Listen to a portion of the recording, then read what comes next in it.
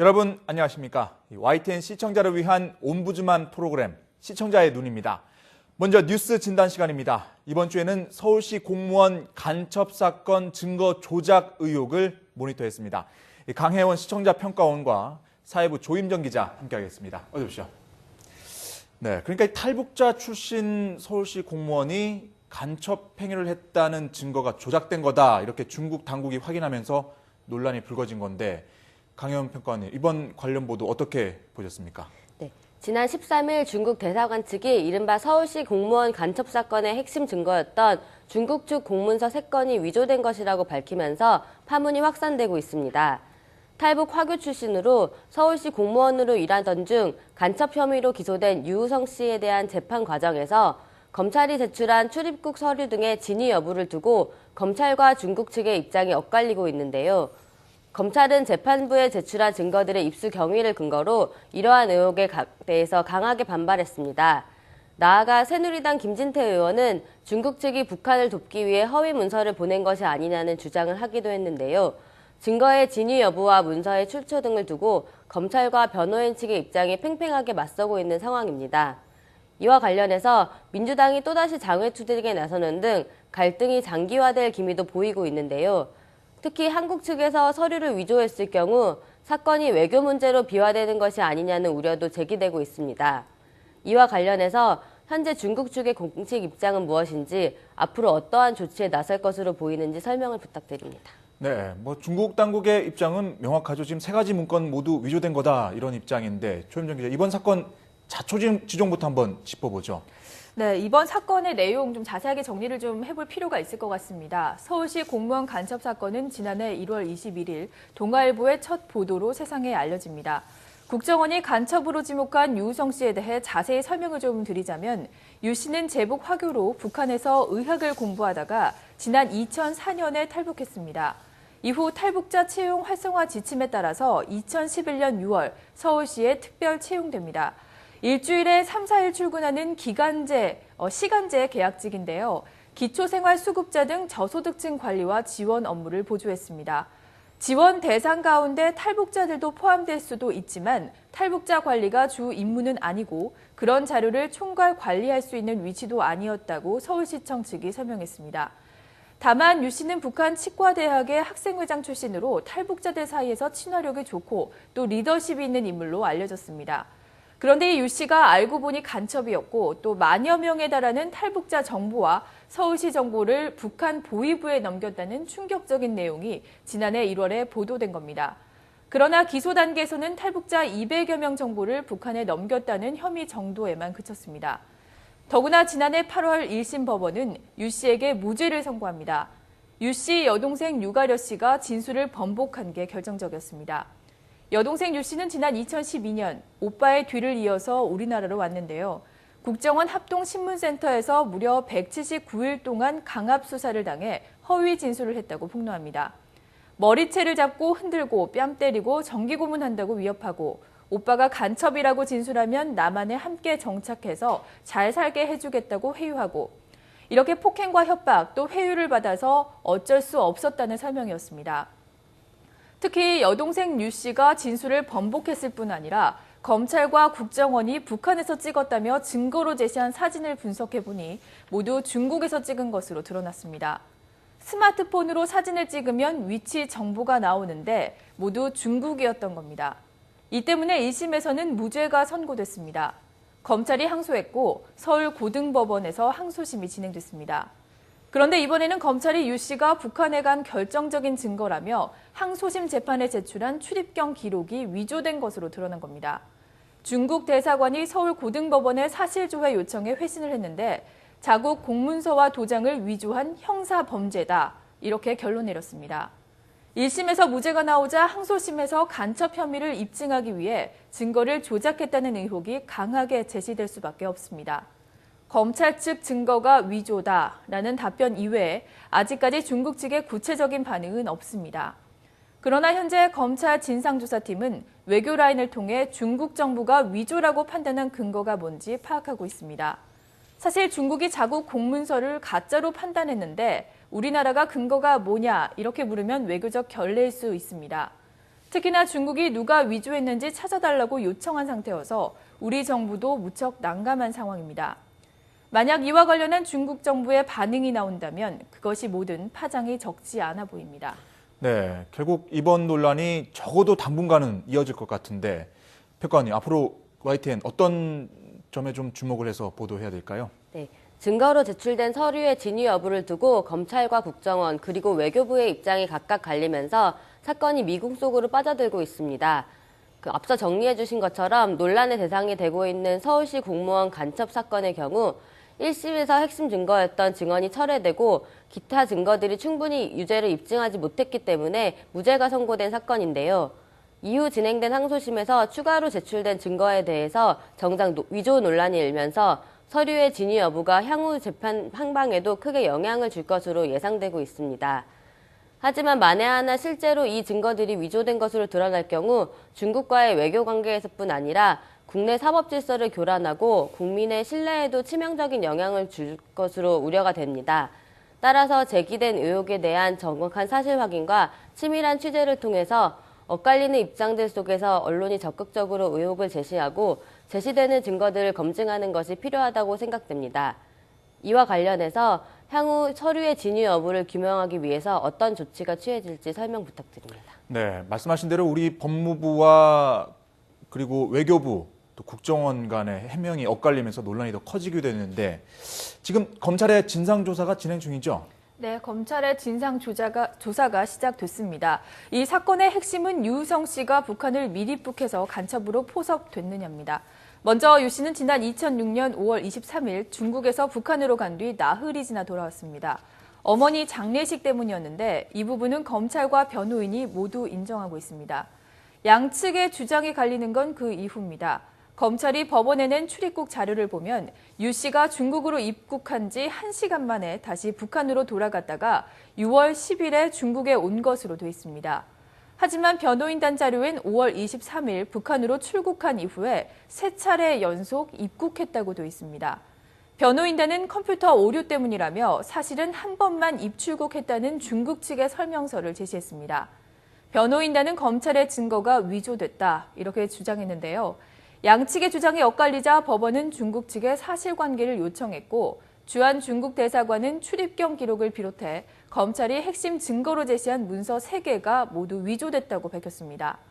하나는 유 씨의 출입국 기록, 또 이 기록이 맞다는 화룡시 공안국의 확인서, 나머지 하나는 변호인의 반대 증거가 틀리다는 내용의 삼합 변방 검사 참의 확인서입니다. 가능성은 여러 가지죠. 일단 중국 대사관의 사실조회 회신을 100% 신뢰한다면 국정원 심양 영사관 파견 직원이 없는 문서를 만들었을 가능성이 있습니다. 특히 두 번째 문서의 경우 검찰이 국정원을 통하지 않고 심양 영사관을 통해 직접 받은 거기 때문에 국정원이 심양 영사관과 검찰 사이에 끼어서 조작했을 가능성도 제기되고 있습니다. 그러나 검찰과 외교부는 중국 때문에 이런 일이 벌어졌을 것이라고 줄곧 시사하고 있습니다. 우리 국정원이 중앙정부를 거치지 않고 지방정부를 통해 정보를 빼내는 것에 대한 경고라는 겁니다. 혹은 중국 내 행정이 잘못돼 벌어진 해프닝이라는 분석도 있습니다. 외교부는 일단 한 발 빼는 모습입니다. 문서 한 건은 심양 영사관을 통해 나온 게 맞지만 나머지 2건은 전혀 알지 못한다고 밝혔습니다. 당초 검찰은 주한 중국 대사관의 답변을 받고도 위조라고 단정할 수는 없다는 입장을 나타냈는데요. 하지만 의혹이 걷잡을 수 없이 확산되자 대검찰청 차원에서 진상조사팀을 꾸리고 본격적인 조사에 착수했습니다. 검찰은 우선 중국 대사관이 유 씨의 출입경 기록을 위조라고 본 근거가 뭔지 살피고 있습니다. 이 부분은 공식적인 외교 라인을 통해 파악하고 있는 상태입니다. 조사 결과 위조로 최종 확인이 된다면 심양 주재 국정원 직원이 증거 조작에 개입했는지 등을 본격적으로 조사하게 되고 여기에서 혐의점이 발견되면 곧바로 수사로 전환됩니다. 관건은 중국 측이 얼마나 우리 측 조사에 협조하느냐일 텐데요. 관련 자료가 대부분 중국에 있고 협조를 받을 수밖에 없는 상황이어서 중국의 입장에 따라 진상조사 결과가 빨리 나올 수도 혹은 늦어질 수도 있습니다. 네, 사실 이번 증거 조작 의혹은 외교적으로 큰 파장을 불러올 수 있는 데다가 내부적으로는 또 이 검찰과 국정원에 대한 신뢰가 달려있는 문제 아니겠습니까? 이 한치의 의혹 없이 진상을 낱낱이 밝혀야 할 겁니다. 오늘 두 분 말씀 고맙습니다.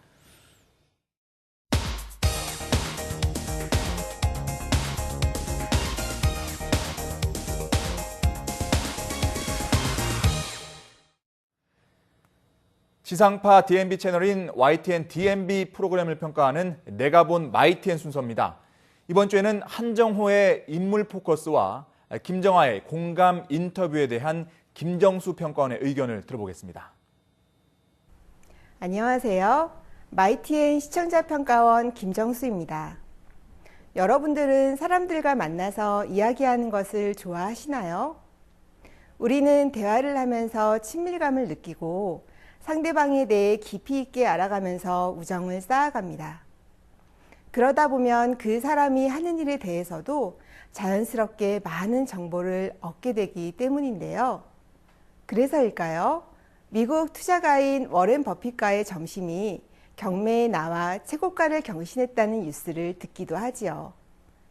하지만 우리가 모든 사람들을 전부 만날 수 없기에 그 역할을 방송에서 대신 해주기도 합니다. 소위 말하는 토크 프로그램이나 인터뷰가 이에 속한다고 할 수 있습니다. 사람들을 대신해서 질문을 던지고 대화를 이끌어내는 방송을 보면 궁금했던 이야기를 알게 되기도 하고 미처 생각하지 못한 질문과 대답을 듣기도 해서 프로그램을 보는 재미가 더해집니다. 오늘은 마이TN의 토크 프로그램인 한정호의 인물 포커스와 김정아의 공감 인터뷰에 대해 이야기하고자 합니다.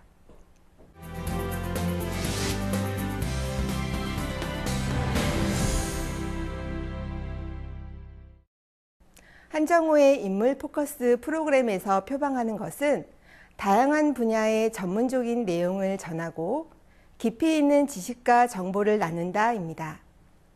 그래서 본 방송은 인물의 개인적인 거나 신변 잡기적인 이야기보다는 인물이 속한 분야에 관련된 이야기를 좀 더 자세히 밀도 있게 한다는 점이 여타의 다른 토크 프로그램과는 차별화된 부분이라고 생각합니다. 지난주에는 김동식 K웨더 사장이 출연하여 개인이나 기업들에게 맞춤형으로 제공하는 날씨 정보에 대해 이야기해 주었습니다.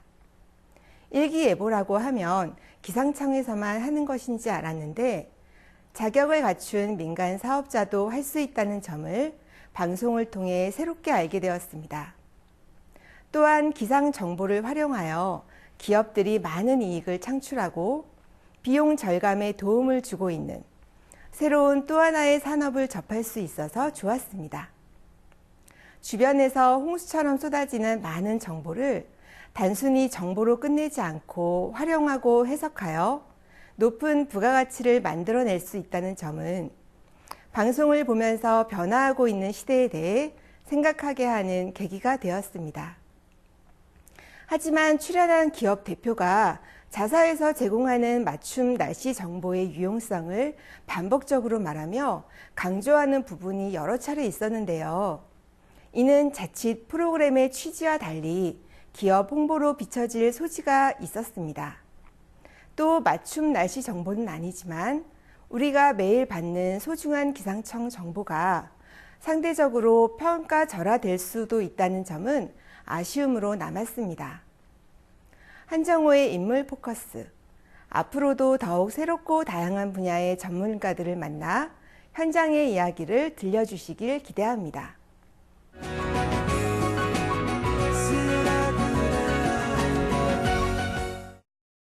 이번에는 김정아의 공감 인터뷰입니다. 지금까지 공감 인터뷰에 출연한 사람들을 살펴보면 인권 변호사 한승헌, 입양아들의 데모 말리홀트, 사진작가 조세현처럼 대상이 어떤 특정 분야에 한정되어 있지 않고 각계각층의 다양한 이야기를 들려줄 사람들이 출연한다는 점이 가장 큰 강점이라고 생각합니다. 또한 마음속 깊은 이야기를 들을 기회가 적었던 분들이 나오셔서 그들의 이야기를 하고 이를 들을 수 있다는 것이 즐거웠습니다. 지난주에는 배우 조민수 씨가 출연해 최근 근황부터 연예계에 입문하게 된 계기와 그 뒤의 여러 활동들, 배우로서 영향을 받은 분들, 그리고 큰 화제가 된 영화 피에타에 이르기까지 많은 이야기를 들을 수 있었습니다. 인터뷰 질문이 흐름에 따라 순조로웠고 내용도 배우 조민수를 잘 보여주는 것들이어서 적합했습니다. 인터뷰를 하는 분위기도 편안해 보여 보는 사람도 편안하게 시청할 수 있었습니다.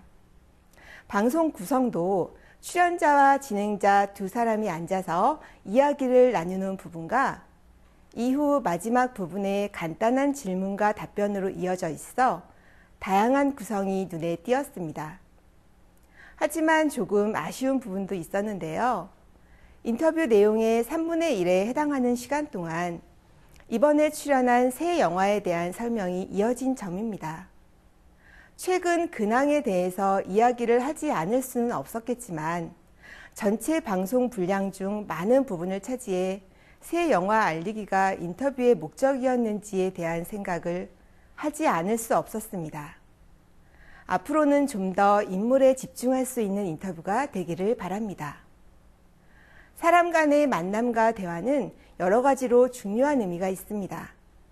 앞으로도 만나기 힘들었던 사람들을 만나 시청자들을 대신해 그들의 이야기를 들려주는 김정아의 공감 인터뷰가 되길 기대합니다.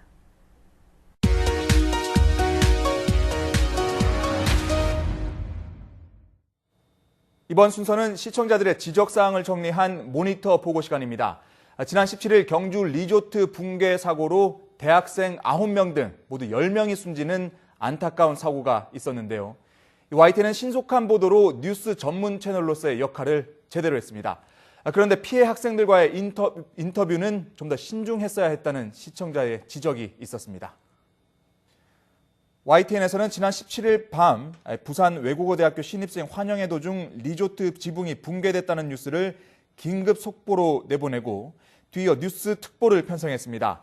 YTN은 다음날까지 뉴스 특보를 이어가면서 뉴스 전문 채널답게 신속하게 대응했습니다. 그런데 피해 학생 등을 연결해 사고 당시의 현장 상황을 전달한 것까지는 좋았지만 진행자들이 좀 더 신중하고 차분하게 질문했더라면 좋았을 것 같다는 시청자 지적이 있었습니다. 그런가 하면 정신적, 신체적 충격에서 헤어나지 못한 것처럼 보이는 피해 학생과 인터뷰를 한 것은 무리가 아닌가 여겨졌다는 시청자들도 있었습니다. 또 뉴스 속보라고 하기에는 부적합한 자막이 여러 차례 방송됐는데 뉴스 속보 자막이 남발되지 않도록 잘 선별했으면 합니다. 지난 17일 YTN에서는 통합진보당 이석기 의원 등에 대한 내란 음모 사건 1심 선고 관련 소식을 생방송했는데요. 재판부가 법정으로 향하는 모습과 이석기 의원이 구속되던 당시 모습 등 자료 화면을 내보내는 동안에도 화면 우측 상단에 계속 라이브 생방송이라고 표기됐습니다. 취재기자의 보도가 생방송이기는 하지만 자료 화면에 라이브라고 표기해 해당 화면을 생방송이라고 오해할 소지가 있는 만큼 자료 화면을 내보낼 때는 생방송 표기를 뺐으면 좋겠다는 시청자 의견이 있었습니다. 지난 19일 베이징 특파원을 전화 연결해 시진핑 중국 국가주석의 타이완 독립 반대 입장이 확고하다는 소식을 전했는데요. 그런데 전화에서 지지직하는 소리가 심하게 나고 기자의 목소리도 들리지 않았습니다. 20초 동안 이 같은 잡음이 이어지다가 결국 보도를 중단하고 다음 뉴스로 넘어갔습니다. YTN은 현장 연결이 많은 만큼 전화 연결 시 사전에 음향 상태를 철저하게 점검해 시청자들에게 깨끗하고 맑은 오디오를 제공했으면 좋겠습니다.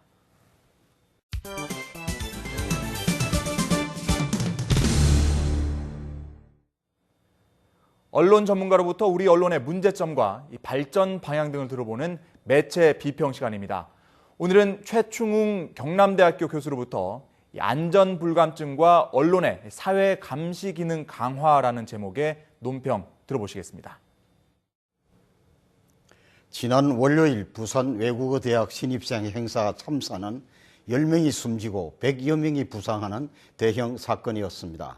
붕괴 사고의 직접 원인이 폭설이라고는 하지만 안전에 조금만 유의했더라면 얼마든지 막을 수 있는 인재사고였기에 더욱 안타깝습니다. 사고 현장은 이미 50cm 눈이 쌓여 있었고 계속 눈이 내린다는 방송의 기상 예보가 있었던 지역입니다. 이번에도 근본적인 원인은 안전불감증이 가져온 사고입니다. 최근 안전불감증 원인의 대형 사고가 반복되고 있습니다. 안전관리 부주의로 일어날 수 있는 여러 가지 사건들이 여수 기름 유출 사고에 이어서 불과 보름 만에 또다시 부산 앞바다에 대형 기름 유출 사고가 난 것은 전형적인 안전불감증의 결과입니다. 새해 들어 금융 개인정보 유출 사건으로 온 국민들이 충격과 불안에 떨고 있습니다. 또 언제 어디서 무슨 사건이 터질지 불안합니다. 국민들이 더욱 불안한 것은 안전불감증 원인의 대형 사고가 반복된다는 사실입니다. 안전 관련 시스템은 아직도 후진국 형태를 벗어나지 못하고 있는 실정입니다. 박근혜 대통령은 취임 후 첫 국무회의에서 안전관리에서 중요한 것은 예방과 선제적 대응이라고 강조한 바 있습니다. 행정안전부를 안전행정부로 바꾼 것도 바로 국정 철학의 반영입니다. 국민 안전을 국정 목표로 제시한 박 대통령은 부산 외국어대학 사건 발생 불과 사흘 전에 국무회의에서 각 부처는 안전수칙이 제대로 지켜지고 있는지 현장에서 철저히 점검하라고 했습니다. 그러나 제대로 지켜지지 않았습니다. 지금 방송과 언론은 대한민국의 총체적 안전불감증에 대한 철저한 감시와 사전 점검으로 계도적 홍보 보도가 절실히 요구됩니다. 기상 이변으로 예상치 못한 재재난 사고가 빈번해지고 있습니다. 초고층 빌딩에 대해 안전 매뉴얼을 비롯해서 건축물 허가 기준도 기후 변화에 맞춰 바꿔야 합니다. 우리 사회 전체가 새로운 위험 요소에 예민한 감각으로 대비해야 합니다. 재재난 예방에 철저한 대비를 위해 방송의 역할이 중요할 때입니다. 재재난은 사전 예방이 중요합니다. 사건이 일어나기 전에 예방적 조치로서 이를 계도하고 홍보하는 역할을 방송이 앞장서야 하겠습니다. 사건 보도 방향은 사태의 책임 소재를 파헤쳐서 국민들에게 알려주는 것도 중요하지만 사태의 정확한 진상을 알려주고 앞으로 유사한 사례가 발생되지 않도록 철저히 점검하고 지적해주는 언론의 사회적 감시와 계도 기능이 매우 중요합니다. 재재난 방송은 신속하고 정확하게 다루고 국민의 생명과 재산을 보호해야 합니다. 대규모 재해가 예견되거나 발생했을 때 대피 요령과 대책을 신속하게 보도해서 피해를 최소화해야 합니다. 우리 사회 구석구석 문제점을 점검하고 감시하여 피해를 최소화하고 예방하는 기획 심층 보도가 요구됩니다. 언론의 사회적 감시 기능을 강화해서 재재난뿐만 아니라 우리 사회 부정부패 비리 사건을 사전에 차단해서 투명하고 밝은 사회로 국민의 재산과 생명을 보호해야 합니다. 사회 이면에 가려진 부정과 비리를 국민들에게 잘 알리고 고발해야 함은 방송에 지닌 사회적 책임입니다. 우리 사회의 파수꾼인 언론이 사회 악을 고발함으로써 사회 개혁과 사회 통합적 기능을 성실히 수행해야 합니다. 국민 모두가 안전하고 건강한 사회를 위해서 방송이 우리 사회의 파수꾼과 청지기 역할을 성실히 수행해야 하겠습니다. 이것이 곧 바로 방송의 공익성과 공공성이 보장되는 길입니다. 시청자의 눈은 시청자 여러분의 참여를 기다리고 있습니다. YTN 홈페이지 시청자 의견 코너에 글을 남겨주시면 좀 더 정확하고 공정한 방송을 만드는 데 참고하겠습니다. 이번 주 순서는 여기서 마치겠습니다. 고맙습니다.